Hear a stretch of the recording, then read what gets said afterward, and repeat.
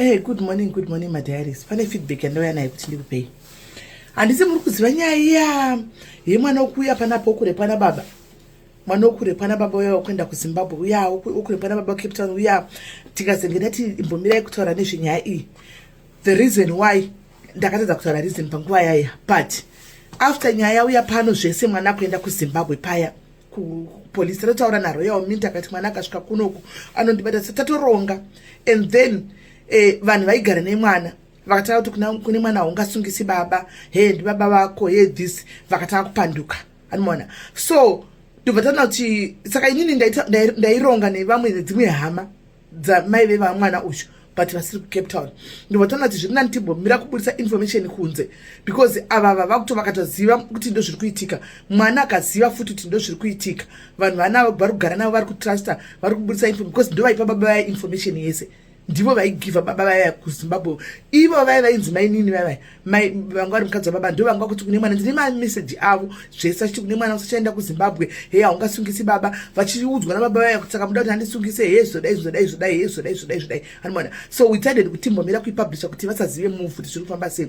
Well, apparently and mwana azosvika kuZimbabwe mai baba vaya vanonzi vakazokwira andika vakwira vachibva vaenda ku SA ndokupesana nemwana achitoenda kuZimbabwe. Mwana asvika kuZimbabwe akabva asvika ndobva angoripota zvatanga tangangomudza paya, ndobva aripota kesi yake. Aripota kesi yake vanhu ndokuona baba vachifamba anoona. Saka community ndiyo yakazorumira anditika baba vandobva vabatwa. Baba vakazobatwa, apparently vakabatwa munoti vangu vachingotendera vari kokutungwiza anditi vakazobatwa vanzi vave kuSouth Africa ene ndobva vaiswa kuZimbabwe anditi community yaripota.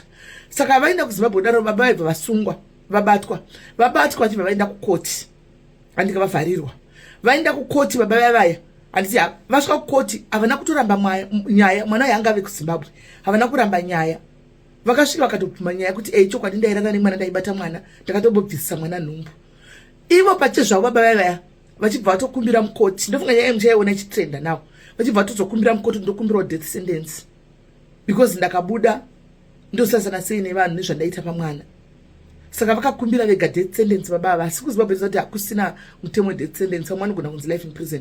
But the main important issue is baba vakazosungwa, vakasungwa varimo vakadoconfess vakadobvuma nyaya vakatokumbira kuurawa kuZimbabwe kuchitungwisa uko, but haminoti havazourawi noti hakuna mutemo kuuraya antimona. So baba vakanga vasiwa nemwana wavo pakasvagwa mwana uyu mai vacho vakafa kana dambo ripa refreshment yevanhu vasiri kunyatsoziva nyaya.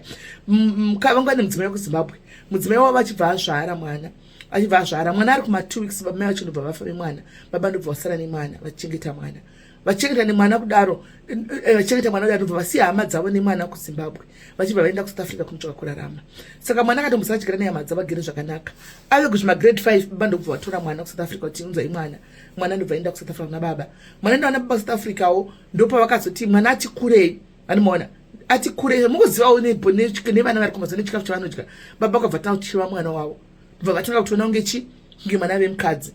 Zvimwe zvino ndofunga mwana akusanangurirai panapa muzviziva, vakabva vatanga kuchiita mwana mukadzi akatoita nhumbu akamubvisa nhumbu andi masvona. Saka pepa tichitaura kuti vana mai garai nevana venyu, fambai nevana, tasai vana, chinhu chidiki chaunenge wangonzwa pamwana vhura maziso svinura, usangoti ari kunyepa kana kuti kudai so. Mwana uyu akaitwa mukadzi nababa for the longest of time.